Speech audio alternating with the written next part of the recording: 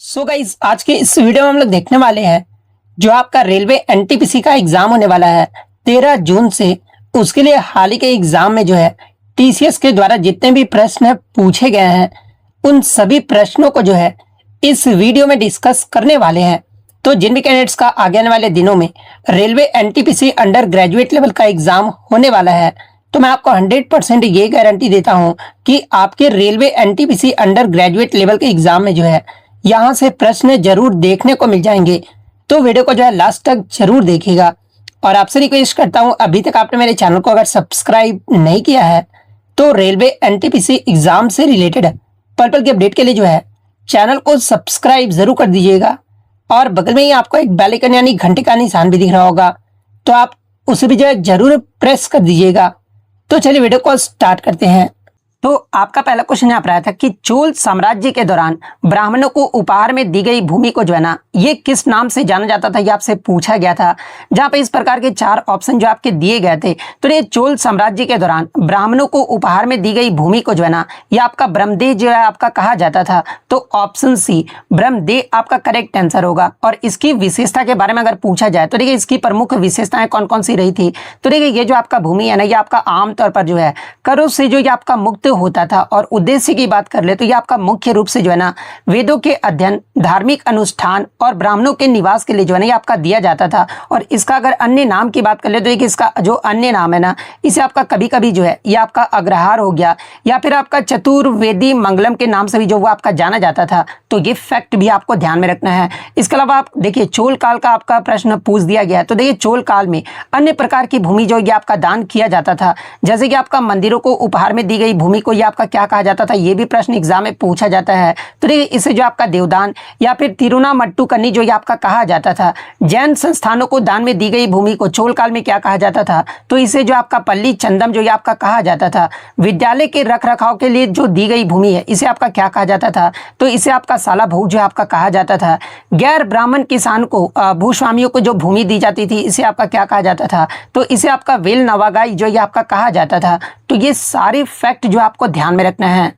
Next question आपका बता था कि भारत में डीआरची सिस्टम यानी द्वैध शासन प्रणाली की जो शुरुआत है ना ये मुख्य रूप से किस अधिनियम के तहत किया गया था, ये आपसे पूछा गया था। जहां पे इस प्रकार के 4 विकल्प जो आपके दिए गए थे। तो ये मैं आपको बता दूं कि भारत में आपका जो द्वैध शासन प्रणाली की जो शुरुआत है ना ये आपका मुख्य रूप से भारत सरकार अधिनियम 1919 जिसे आपका मॉन्टेग्यू चैम्सफोर्ड सुधार भी कहा जाता है, इसी अधिनियम के माध्यम से जो है ना पहली बार प्रांतों में आपका द्वैध शासन प्रणाली जो आपका लागू किया गया था। और इसके तहत मैं आपको बता दूं कि प्रांतीय विषय को जो है ये आपका 2 भागों में जो आपका बांटा गया था, जिसमें जैसे कि आपका पुलिस, न्याय और वित्त जिनका प्रशासन जो है ना ये गवर्नर अपनी परिषद की सहायता के लिए जो आपके करते थे। यानी एक जो भाग में बांटा गया था ये आपका रिजर्व सब्जेक्ट यानी आरक्षित विषय में जो आपका बांटा गया था। और दूसरा आपका जो वो ट्रांसफर्ड सब्जेक्ट यानी हस्तांतरित विषय में जो आपका बांटा गया था, जैसे कि शिक्षा और स्वास्थ्य हो गया, जिनका प्रशासन निर्वाचित मंत्रियों की सहायता से जो है ना आपका किया जाता था। तो ये पॉइंट भी आप ध्यान में रखिएगा। इसके अलावा अगर अन्य विकल्पों की विश्लेषण की बात कर ले तो देखिए भारतीय परिषद अधिनियम 1919 आपका दिया गया है। तो देखिए इसे आपका मार्लियामेंटो सुधार भी कहा जाता है। और इसमें आपका जो है ना कम्युनल रिप्रेजेंटेशन यानी सांप्रदायिक निर्वाचन की शुरुआत जो आपका किया गया था। भारत सरकार अधिनियम 1935 की बात कर ले तो देखिए इस अधिनियम ने जो है ना ये आपका प्रांतों से द्वैध शासन को जो आपका समाप्त कर दिया था, जो कि आपका प्रांतीय स्वायत्ता जो इसमें आपका दिया गया था। और इसे आपका केंद्र यानी सेंटर में लागू करने का प्रस्ताव भी जो आपका रखा गया था। भारतीय स्वतंत्रता अधिनियम 1947 की बात कर ले तो देखिए इसका जो उद्देश्य है ये भारत को स्वतंत्रता देना और विभाजन करना, इसका जो ये आपका उद्देश्य था। तो ये सारे फैक्ट जो आपको ध्यान में रखना है। नेक्स्ट आपका क्वेश्चन है कि भारतीय संविधान का कौन सा अनुच्छेद जो है ना उन व्यक्तियों को नागरिकता का अधिकार प्रदान करता है जिन्होंने पाकिस्तान से भारत में प्रवास यानी माइग्रेशन जो वो किया है। जहां पे इस प्रकार के 4 विकल्प जो आपके दिए गए थे। तो ये मैं आपको बता दूं कि भारतीय संविधान का अनुच्छेद 6 यानी आर्टिकल 6 जो है ना उन लोगों को नागरिकता से आपका संबंधित है जो पाकिस्तान से भारत आए थे। और इसके अकॉर्डिंग जो है ना यदि कोई व्यक्ति 19 जुलाई 1948 से पहले भारत आ गया था तो वो आपका आसानी से जो है ना भारत का नागरिक जो है आपका बन गया था। और जो लोग इस मतलब तारीख के बाद आए थे उन्हें नागरिकता के लिए जो है आपका रजिस्ट्रेशन यानी पंजीकरण जो है आपका करना अनिवार्य था, बशर्ते हुए कम से कम जो है 6 महीने से भारत में जो ये आपका रह रहे हों। तो आर्टिकल 6 ऑप्शन में आपका दिया गया था, तो ऑप्शन बी अनुच्छेद 6 आपका करेक्ट आंसर होगा। इसके अलावा अगर अन्य अनुच्छेद की बात कर लेते हैं, अनुच्छेद 5 से 11 तक जो है ना ये आपका सिटीजनशिप यानी आपका नागरिकता से जो आपका संबंधित है, जिसमें अनुच्छेद 5 की बात कर ले तो ये आपका संविधान के जो है ना प्रारंभ पर नागरिकता की जो ये आपका बात करता है, और ये आपका उन लोगों के लिए है जो भारत के मूल निवासी थे या फिर जिनका जन्म जो है ना ये आपका भारत में हुआ था। अनुच्छेद 7 की बात करें तो ये आपका उन व्यक्तियों के बारे में है जो भारत से पाकिस्तान चले गए थे लेकिन बाद में पुनर्वास के लिए वापस भारत लौट आए थे, और यह आपका मतलब कि उनकी नागरिकता को जो है प्रतिबंधित या फिर आपका विनियमित जो ये आपका करता है। अनुच्छेद 8 की बात करें तो ये आपका भारतीय मूल के उन व्यक्तियों की नागरिकता से आपका संबंधित है जो भारत से बाहर किसी अन्य देश में रह रहे हो, ताकि वे भारतीय दूतावास में पंजीकरण कराकर नागरिकता भी जो है आपका प्राप्त कर सकें। तो ये सारे फैक्ट जो आपको ध्यान में रखना है। नेक्स्ट क्वेश्चन आपका बता था कि गुप्त साम्राज्य के दौरान जो है ना सामंत शब्द का प्रयोग मुख्य रूप से किसके लिए किया जाता था, ये आपसे पूछा गया था, जहां पे इस प्रकार के 4 विकल्प जो आपके दिए गए थे। तो ये गुप्त काल में सामंत उन पराजित या फिर छोटे राजाओं को कहा जाता था ना जिन्होंने गुप्त सम्राटों की अधीनता जो है आपका स्वीकार कर लिए थे, और ये अपने क्षेत्रों में शासन तो करते ही थे लेकिन उन्हें सम्राट को जो है ना ये आपका ट्रिब्यूट यानी वार्षिक कर जो ये आपका देना होता था, और युद्ध के समय आपका सैन्य सहायता प्रदान भी जो इन्हें जो आपका करना पड़ता था। और गुप्त काल को भारतीय इतिहास में जो है ना ये आपका मतलब कि फ्यूडलिज्म यानी सामंतवाद के उदय का काल भी जो है आपका माना जाता है, जहां पर केंद्रीय सत्ता ने अपनी शक्तियों का विकेंद्रीकरण कर सामंतों को भूमि और प्रशासनिक अधिकार भी जो आपके दिए थे। यानी गुप्त साम्राज्य के दौरान सामंत शब्द का जो प्रयोग मुख्य रूप से जो है ना ये आपके अधीनस्थ क्षेत्रीय शासक या फिर जागीरदार के लिए जो ये आपका किया जाता था। तो ऑप्शन बी आपका यहाँ पे करेक्ट आंसर होगा। इसके अलावा अगर अन्य विकल्पों की विश्लेषण की बात करें तो ऑप्शन ए में आपका ग्राम प्रधान जो आपका दिया गया है। तो ये गुप्त काल में ग्राम प्रशासन के जो प्रमुख को जो है ना ये आपका ग्रामिक जो है आपका कहा जाता था, और ये जो आपका विलेज यानी ग्राम जो होता था ना गुप्त काल में ये प्रशासन की जो है आपका सबसे छोटी इकाई जो है आपका माना जाता था। और जो भुक्ति थे ना ये आपके गुप्त साम्राज्य के जो ये आपके प्रांत थे। और गुप्त प्रशासन में मैं आपको बता दूं कि 3 स्तरों में जो आपका विभाजित किया गया था, और वो 3 स्तर कौन कौन से थे। तो देखिए पहला आपका भुक्ति था जो कि आपका प्रांतीय स्तर था, सेकंड आपका विषय जो कि आपका भुक्ति के भीतर के जिले होते थे, और तीसरा आपका ग्राम था जो कि सबसे छोटी प्रशासनिक इकाई यानी गांव को जो आपका कहा जाता था। और एक आपका उपारी के बारे में भी जो आपका पूछा जाता था। तो देखिए एक जो उपारिक होते थे ना ये आपके भुक्ति के जो वो राज्यपाल होते थे जो कि प्रशासन की देखरेख और कानून व्यवस्था बनाए रखने के लिए भी जो है ना ये आपके जिम्मेदार होते थे। तो ये सारे फैक्ट जो आपको ध्यान में रखना है। नेक्स्ट क्वेश्चन आपका बताता है कि स्पेक्ट्रम का निर्माण जो है ना ये आपका मुख्य रूप से किस प्रकाशिक घटना के कारण होता है, ये आपसे पूछा गया था, जहां पे इस प्रकार के 4 विकल्प जो आपके दिए गए थे। तो ये मैं आपको बता दूं कि जब श्वेत प्रकाश जैसे ये सूर्य का प्रकाश है ना किसी प्रिज्म से होकर गुजरता है तो अपने साथ मतलब कि आपका अवयव रंग जिसे आपका विबग्योर जो आपका कहा जाता है इसमें आपका जो है ना ये आपका विभाजित हो जाता है। और इसी घटना को मैं आपको बता दूं कि प्रकाश का जो आपका विक्षेपण यानी डिस्पर्सन ऑफ लाइट जो आपका कहा जाता है। और इन 7 रंगों को जो है ये आपका रंगीन पट्टी से ही जो आपका स्पेक्ट्रम जो है आपका कहा जाता है। और ऐसा आपका इसलिए होता है ना क्योंकि अलग अलग रंगों के प्रकाश की जो आपका वेवलेंथ यानी तरंग दैर्घ्य जो होता है ना ये आपका अलग अलग होता है। जैसे कि वे कांच में अलग अलग मतलब कि कोनों पर भी जो आपके झुकते हैं, जैसे कि आपका बैगनी रंग का जो आपका तरंग दैर्घ्य ये आपका सबसे अधिक होता है, और लाल रंग का जो आपका वेवलेंथ है ना ये आपका सबसे कम होता है। तो ये पॉइंट भी आपको ध्यान में रखना है। सॉरी यहाँ पे मैं क्या बोल दिया, सॉरी दृश्य प्रकाश के रंगों में आपका जो लाल रंग का जो ये आपका तरंग दैर्घ्य है ना ये आपका सबसे अधिक होता है। लेकिन यहाँ पर प्रकाश का जो प्रकीर्णन है ना इसके बारे में आपका दिया गया, प्रकाश का प्रकीर्णन लाल का जो आपका सबसे कम होता है और बैगनी का जो आपका सबसे ज्यादा होता है। इसलिए आपका जो मतलब कि लाल रंग का जो तरंग दैर्घ्य यानी वेवलेंथ जो होता है ना ये आपका क्या होता है, तो ये आपका सबसे ज्यादा होता है क्योंकि इनवर्सली प्रोपोर्शनल होता है। और ये अगर पूछा जाए कि प्रकाश के तरंग दैर्घ्य सबसे अधिक किसका होता है तो ये आपका लाल रंग का होता है, यहाँ पे सुधार कर लीजिएगा। और सबसे कम जो ये आपका बैगनी रंग का होता है। तो ये फैक्ट भी आप ध्यान में रखिएगा। इसके अलावा इंद्रधनुष का बनना भी जो है इसी घटना का जो है ना ये सबसे सटीक उदाहरण जो है आपका माना जाता है। नेक्स्ट क्वेश्चन आपका पता था कि भारतीय संविधान की 8वीं अनुसूची में जो है ना, ये आपका बोडो, डोगरी, मैथिली और संथाली भाषाओं को जो है किस संविधान संशोधन अधिनियम के तहत जोड़ा गया था, ये आपसे पूछा गया था, जहां पे इस प्रकार के 4 विकल्प जो आपके दिए गए थे। तो ये मैं आपको बता दूं कि जो आपका 92वां जो संविधान संशोधन हुआ था ना, जो कि आपका 2003 में आपका पारित किया गया था, और इसी संविधान संशोधन के माध्यम से जो है भारतीय संविधान की 8वीं अनुसूची में 4 नई भाषाओं को जो ये आपका मतलब कि 8वीं अनुसूची में आपका शामिल किया गया था। और वो 4 नई भाषाएं कौन कौन सी थी? तो देखिए आपका बोडो, डोगरी, मैथिली और संथाली को जो आपका शामिल किया गया था। तो ऑप्शन सी 92वें संविधान संशोधन अधिनियम आपका करेक्ट आंसर होगा। इसके अलावा मैं आपको बता दूं कि मूल संविधान में 8वीं अनुसूची में जो है ना, ये 14 भाषाएं को जो आपका शामिल किया गया था, लेकिन अलग अलग संविधान के माध्यम से भी जो है आपके अलग अलग भाषाओं को आपका जोड़ा गया था। जैसे कि वर्तमान में आपका 8वीं अनुसूची में 22 भाषाओं को जो आपका मान्यता प्राप्त है।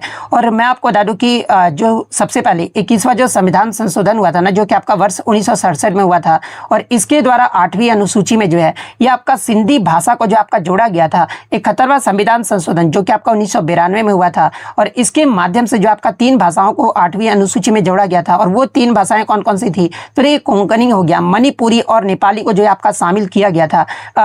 92वें संविधान संशोधन के बारे में तो आपका पूछा गया था, जो कि मैंने आपको बता दिया है। तो ये फैक्ट भी आपको ध्यान में रखना है। नेक्स्ट आपका क्वेश्चन बताइए कि शरीर के ऊतकों और अंगों की मरम्मत तथा नई कोशिकाओं के निर्माण के लिए जो है ना, मुख्य रूप से किस पोषक तत्व की आवश्यकता होती है, ये आपसे पूछा गया था। जहाँ पे इस प्रकार के 4 विकल्प जो आपके दिए गए थे। तो ये मैं आपको बता दूं कि प्रोटीन को जो है शरीर का जो ये आपका मतलब कि बिल्डिंग ब्लॉक यानी निर्माण खंड जो आपका कहा जाता है, और ये जो आपका अमीनो एसिड से जो आपका बना होता है, जो कि मांसपेशियों, ऊतकों और अंगों की मरम्मत और विकास यानी ग्रोथ के लिए जो ये आपका अनिवार्य होता है। और चोट लगने पर घाव भरने और नई कोशिकाओं के निर्माण में भी जो है ना, ये आपका प्रोटीन ही जो आपका मुख्य भूमिका जो आपका निभाता है। इसलिए एथलीटों और बढ़ते बच्चों को जो है ना, आर्थिक प्रोटीन की सलाह भी जो ये आपका दिया जाता है। यानी आपका जो शरीर के ऊतकों और अंगों को मरम्मत तथा नई कोशिकाओं के निर्माण के लिए आपका मुख्य रूप से जो है ना, ये आपका प्रोटीन तत्व की जो आवश्यकता होती है। तो ऑप्शन सी प्रोटीन आपका करेक्ट आंसर होगा। इसके अलावा अगर अन्य विकल्पों की विश्लेषण की बात कर ले तो देखिए ऑप्शन में आपका कार्बोहाइड्रेट दिया गया था। तो ये आपका शरीर को ऊर्जा यानी एनर्जी जो ये आपका प्रदान करने का मुख्य स्रोत है, और ये आपका ईंधन की तरह जो ये आपका कार्य करता है। लेकिन ऊतकों की जो मरम्मत है ना, ये आपका प्रोटीन मतलब तत्व ही जो है आपका करता है।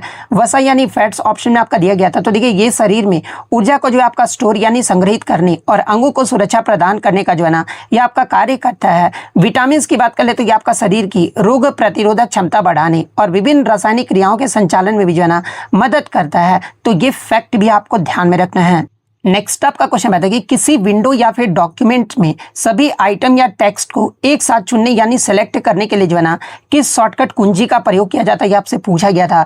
जहां पे इस प्रकार के 4 विकल्प जो आपके दिए गए थे। तो देखिए मैं आपको बता दूं कि विंडोज में आपका मतलब कि सेलेक्ट ऑल के लिए जो है ना, ये आपका Ctrl+A का प्रयोग जो आपका किया जाता है। तो ऑप्शन बी Ctrl+A आपका यहाँ पे करेक्ट आंसर होगा। इसके अलावा ऑप्शन में आपका Ctrl+S भी आपका दिया गया था। तो ये Ctrl+S ये जो आपका वर्तमान फाइल या फिर डॉक्यूमेंट्स को ये आपका सेव करने के लिए जो आपका उपयोग किया जाता है, ताकि डेटा आपका जो वो सुरक्षित रह सके। तो ये पॉइंट भी आप ध्यान में रखिएगा।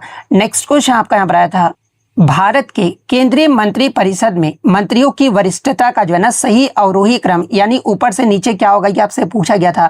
जहां पे आपका जो ऑप्शन है ना, ये आपका 3-3 के पेयर में जो आपका दिया गया था, जहां पे इस प्रकार के 3 ऑप्शन मतलब कि ऑप्शन जो आपके विकल्प में दिए गए थे। तो ये मैं आपको बता दूं कि भारतीय प्रशासनिक व्यवस्था में मंत्री परिषद के भीतर जो है ना आपका 3 श्रेणियों के मंत्री होते हैं, जिनकी वरिष्ठता आपका इस प्रकार से, सबसे पहले आपका प्राइम मिनिस्टर यानी प्रधानमंत्री आते हैं, और ये आपका मंत्री परिषद का प्रमुख और सबसे वरिष्ठ सदस्य जो ये आपके होते हैं।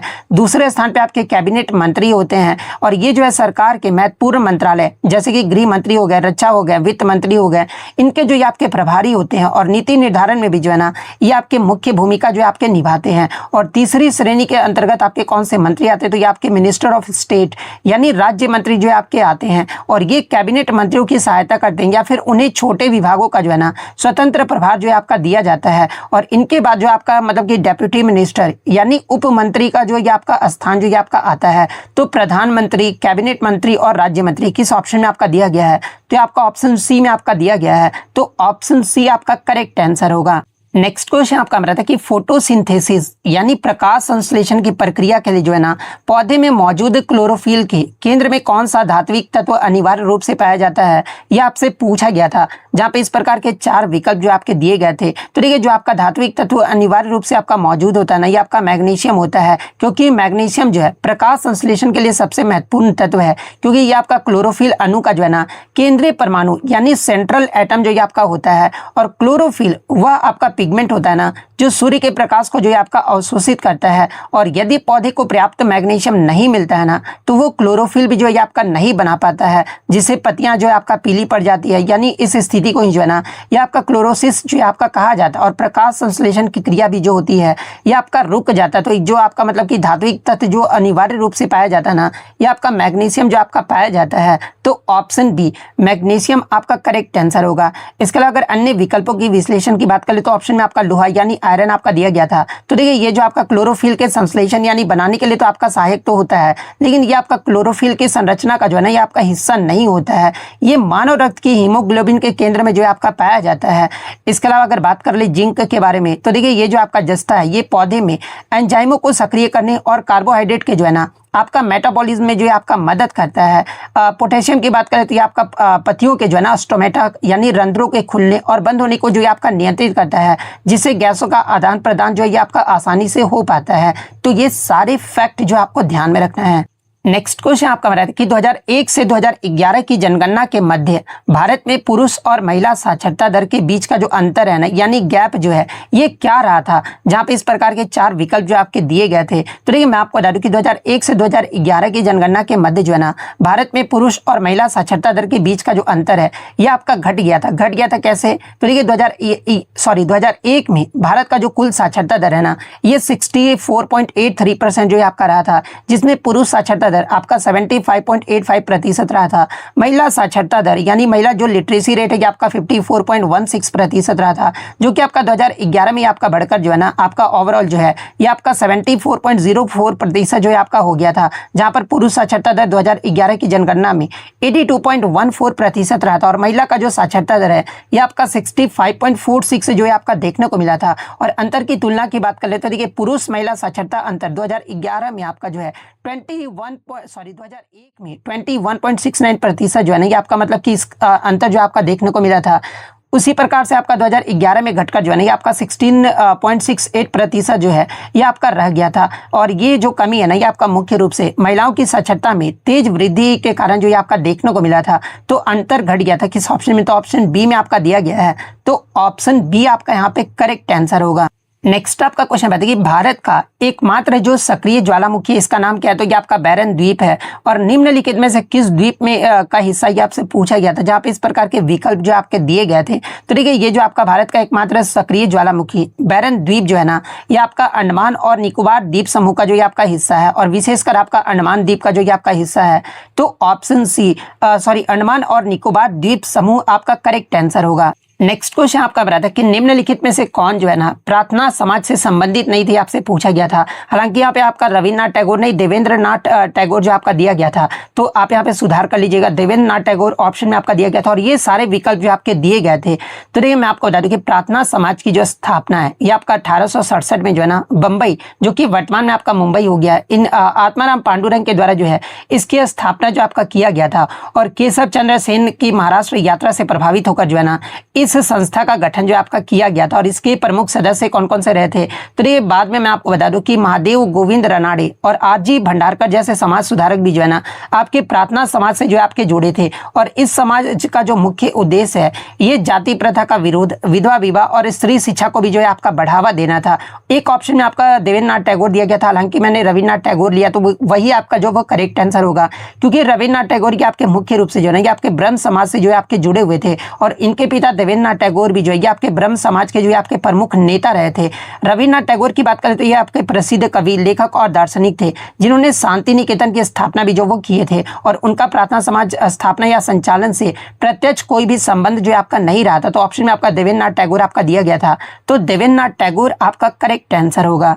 नेक्स्ट क्वेश्चन आपका बताते कि भारत में सेपरेट इलेक्टोरेट सिस्टम यानी पृथक निर्वाचन प्रणाली की जो शुरुआत है ना, किस अधिनियम के तहत किया गया था, ये आपसे पूछा गया था, जहां पे इस प्रकार के 4 विकल्प जो आपके दिए गए थे। तो देखिए मैं आपको बता दूं कि भारत में पृथक निर्वाचक प्रणाली की जो शुरुआत है ना, ये भारतीय परिषद अधिनियम 1919 के तहत जो आपका किया गया था। और 1919 के भारतीय परिषद अधिनियम को ही जो है ना, ये मार्लिमेंटो सुधार के नाम से भी जो आपका जाना जाता है। और इसी अधिनियम ने भारत में पहली बार, मैं आपको बता दूं कि सांप्रदायिक प्रतिनिधित्व की शुरुआत की थी, जिसके तहत मुसलमानों के लिए पृथक निर्वाचन क्षेत्र की व्यवस्था आपका किया गया था। और इसका अर्थ ये हुआ ना कि मुस्लिम उम्मीदवारों का चुनाव जो है केवल मुस्लिम मतदाता ही जो ये आपके कर सकते थे। और ये जो आपका किस तत्कालीन वायसराय के मतलब कि किस वायसराय को जो है आपका सांप्रदायिक निर्वाचक का जनक कहा जाता है, ये पूछा जाता है एग्जाम में। तो देखिए आपके जो है मिंटो को जो है ना आपका इसी कारण से सांप्रदायिक निर्वाचक का जनक भी जो आपका कहा जाता है। तो ये पॉइंट भी आपका ध्यान में रखना है।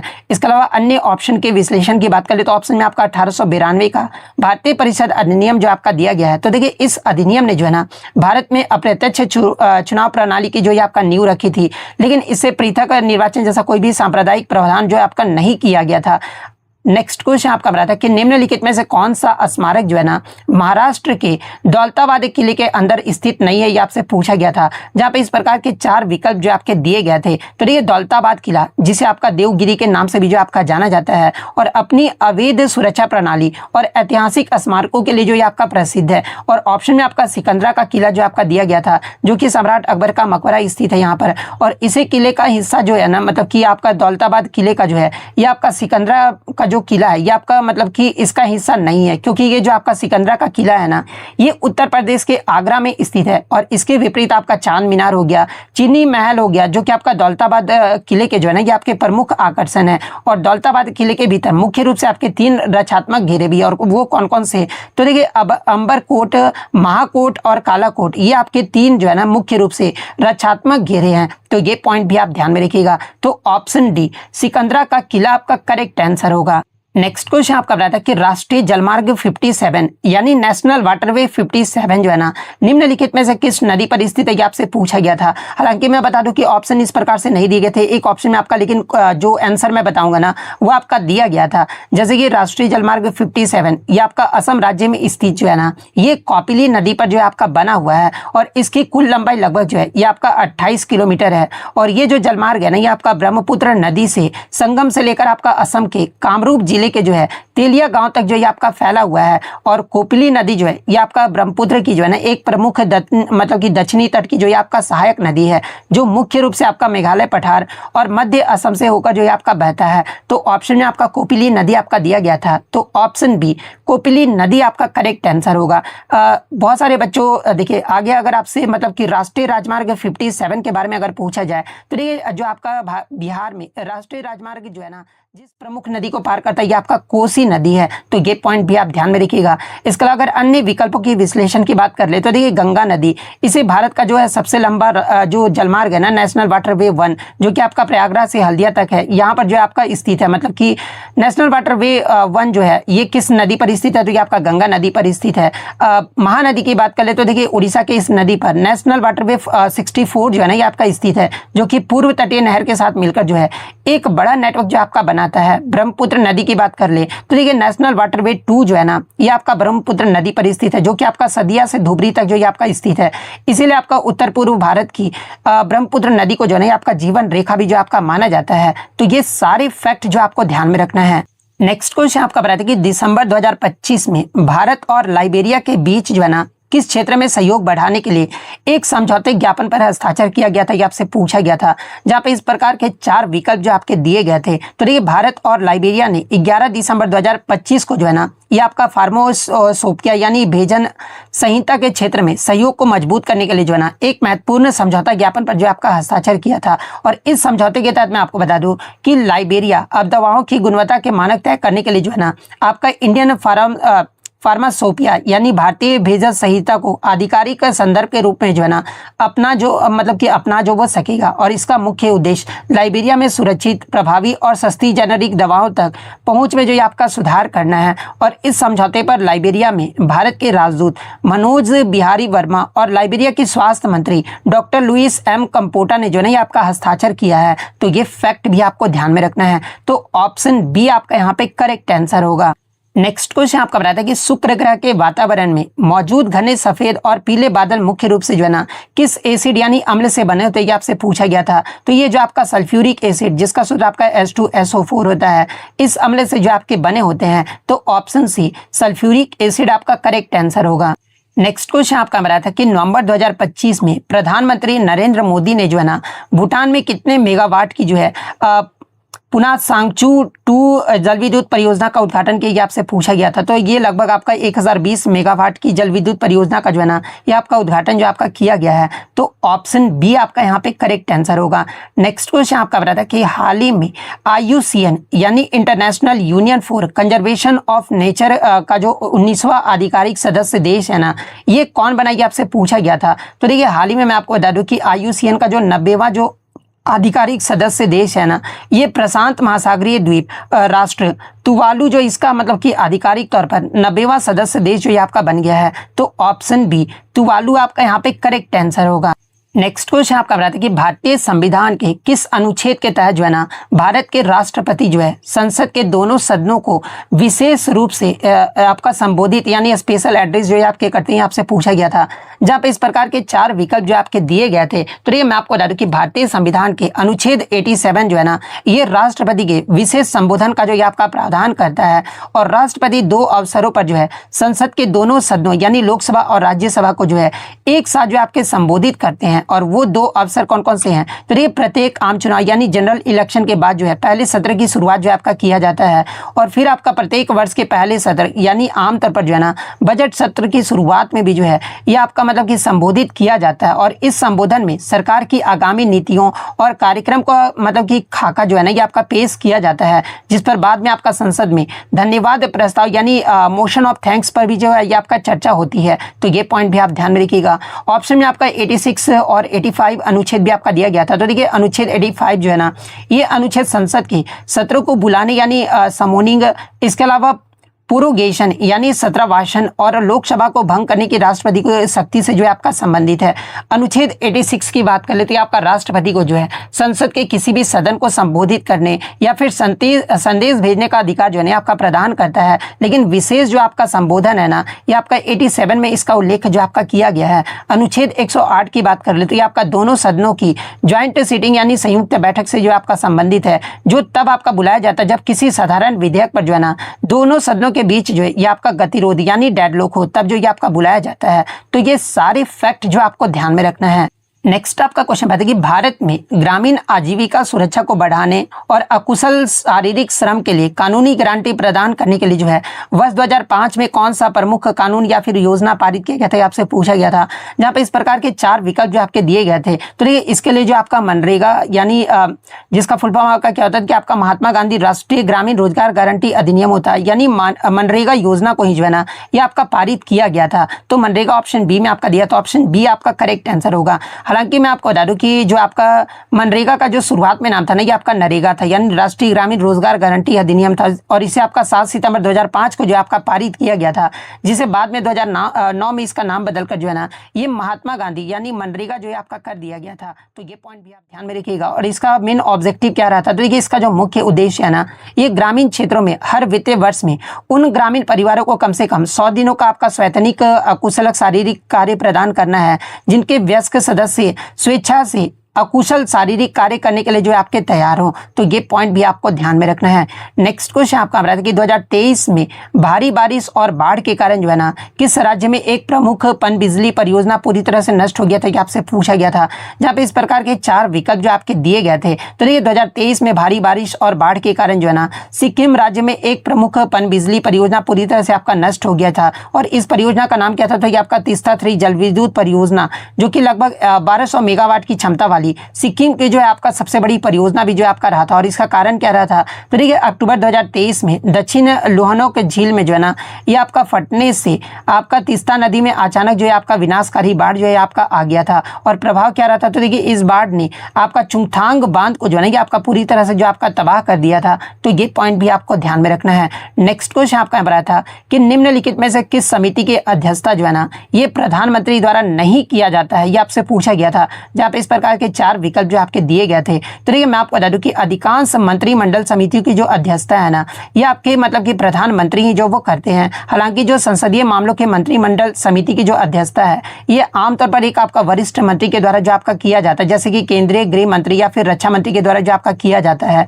इस समिति का कार्य संसद में सरकारी कामकाज की प्रगति की देखभाल करना और इसी प्रकार आवास संबंधी मंत्रिमंडल समिति की अध्यक्षता भी जो है ना ये प्रधानमंत्री जो आपके नहीं करते हैं। तो ऑप्शन में जो आपका मतलब कि cabinet committee on parliament affairs आपका दिया गया था, यानी संसदीय मामले के मंत्रिमंडल समिति आपका दिया गया था। तो ऑप्शन सी आपका यहाँ पे करेक्ट आंसर होगा। नेक्स्ट क्वेश्चन आपका यहाँ पर कंप्यूटर से आया था कि निम्नलिखित कथन यानी 2 कथन आपके दिए गए थे और विचार करना था कि कौन सा कथन आपका जो वो सही है और कौन सा कथन गलत है। जहाँ पे पहला कथन आपका दिया गया था कि रिसाइकल बिन में हटाई गई फाइल स्टोरेज में पूरी तरह से हट जाती है, ये आपका पहला कथन दिया गया था। सेकंड कथन आपका इस प्रकार से दिया गया था, my computer document file text एक आपका यूनिक यानी अद्वितीय एड्रेस होता है, ये आपसे दिया गया था 2 स्टेटमेंट। और इस प्रकार के जो है ना मैं आपको बता दूं कि 4 ऑप्शन जो आपके दिए गए थे। तो ये सबसे पहले अगर कथन की बात कर ले, पहले कथन की बात कर ले तो ये आपका गलत है, क्योंकि जब आप किसी फाइल को जो है ना डिलीट करते हैं तो वो आपका रिसाइकल बिन में तो जाता है, तो वो आपका स्टोरेज से डिलीट नहीं होता है, वह अभी भी आपका मतलब कि हार्ड ड्राइव पर जो है ना ये जगह जो है आपका घिरे रहता है। और फाइल पूरी तरह से आपका तब डिलीट होता है ना जब आप इम्पटी रिसाइकल बिन करते हैं या फिर आपका शिफ्ट प्लस डिलीट अगर आप मतलब कि शॉर्टकट कुंजी का प्रयोग करते हैं, तब आपका फाइल जो है पूरी तरह से जो आपका डिलीट हो जाता है, ऐसे आपका नहीं होता है। तो वो पहला विकल्प तो आपका गलत हो जाएगा। दूसरा विकल्प जो आपका सही दिया गया है, क्योंकि किसी फाइल का जो आपका पाथ है, जैसे कि आपका C users admin documents file text, ये जो आपका एक मतलब कि यूनिक एड्रेस होता है और एक ही फोल्डर के अंदर एक ही नाम और मतलब कि एक्सटेंशन वाली 2 फाइलें जो आपका नहीं हो सकती है, और ये उस फाइल की जो है सटीक लोकेशन भी जो आपका बताता है, यानी दूसरा कथन आपका सही दिया गया है।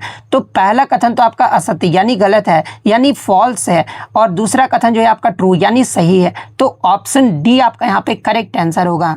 नेक्स्ट क्वेश्चन आपका बताता है कि नीति आयोग द्वारा जारी पूर्वोत्तर क्षेत्र जिला सतत विकास लक्ष्य सूचकांक 2023-24 के दूसरे संस्करण में जो है ना कौन सा राज्य आपका शीर्ष प्रदर्शन करने वाले जिलों की संख्या और समग्र सुधार के मामले में पहले स्थान पर रहेगी, आपसे पूछा गया था। जहां पे इस प्रकार के 4 विकल्प जो आपके दिए गए थे। तो देखिए मैं आपको बता दूं कि नीति आयोग द्वारा जुलाई 2025 में आपका NER जिला SDG सूचकांक 2023-24 के दूसरे संस्करण में ये जो आपका मिजोरम राज्य का जो प्रदर्शन है ना ये आपका सबसे शानदार रहा है। मिजोरम का जो आपका हनाथियाल जो जिला है ना ये आपका 81.43 के उच्चतम स्कोर के साथ जो है पूरे पूर्वोत्तर क्षेत्र में ये आपका पहले स्थान पे जो आपका रहा है। तो ऑप्शन में आपका मिजोरम मतलब कि हनाथियाल जो आपका दिया गया था, तो ऑप्शन सी मिजोरम राज्य आपका करेक्ट आंसर होगा। नेक्स्ट क्वेश्चन आपका यहाँ पर आता है कि राज्य के नीति निर्देशक तत्वों के अंतर्गत जो है निम्नलिखित में से कौन सा एक जो सिद्धांत है ना ये गांधीवादी सिद्धांत पर आधारित है, ये आपसे पूछा गया था। तो ये मैं आपको बता दूं कि गांधीवादी सिद्धांतों पर आधारित बहुत सारे मतलब कि DPSP के अनुच्छेद है, जैसे कि अनुच्छेद 40 है, या इसमें आपका ग्राम पंचायतों का गठन और उन्हें स्वायत्ता शासन की इकाइयों के रूप में जो है कार्य करने के लिए आवश्यक शक्तियां जो ये आपका प्रदान करता है। अनुच्छेद 43 भी जो है ये आपका मतलब कि गांधीवादी सिद्धांत से आधारित है, और अनुच्छेद 43 जो है ये ग्रामीण क्षेत्रों में व्यक्तिगत या सहकारी आधार पर जो है ना कॉटेज इंडस्ट्रीज यानी कुटीर उद्योगों का जो है आपका बढ़ावा देता है। अनुच्छेद 43 भी जो आपका संबंधित है, जो कि आपका कोऑपरेटिव सोसाइटीज यानी सहकारी समितियों के स्वैच्छिक गठन, स्वायत्त कामकाज, लोकतांत्रिक नियंत्रण और पेशेवर प्रबंधन को जो है आपका बढ़ावा देता है। अनुच्छेद 46 भी जो आपका संबंधित है, जो कि आपका SC यानी अनुसूचित जाति, अनुसूचित जनजाति और समाज के अन्य कमजोर वर्गों को शैक्षिक और आर्थिक हितों को जो है आपका बढ़ावा देता है। अनुच्छेद 47 भी आपका संबंधित है, जो कि आपका नशीले पेय पदार्थ यानी शराब और स्वास्थ्य के लिए हानिकारक नशीली दवाओं के सेवन पर जो है ना यह आपका प्रतिबंध जो है आपका लगाता है। इसके अलावा अनुच्छेद 48 भी जो आपका गांधीवादी सिद्धांत से आपका संबंधित है, जो कि आपका गायों, बछड़ों और अन्य दुधारू पशुओं के जो है वध पर आपका जो वो मतलब कि रोक लगाना और उनकी नस्लों में जो आपका सुधार करने से जो आपका संबंधित है। तो एक ऑप्शन आपका दिया भी गया था कि भारतीय जो अनुच्छेद 43 के तहत राज्य ग्रामीण क्षेत्रों में व्यक्तिगत या सहकारी आधार पर कुटीर उद्योगों को आपका बढ़ावा देने का प्रयास करेगा। ये सीधे तौर पर जो है ना महात्मा गांधी के ग्राम स्वराज और आत्मनिर्भर ग्रामीण अर्थव्यवस्था के सपने को जो है आपका दर्शाता है। तो ऑप्शन में आपका कुटीर उद्योगों का प्रोत्साहन आपका दिया गया था, तो ऑप्शन ए आपका यहाँ पे करेक्ट आंसर होगा।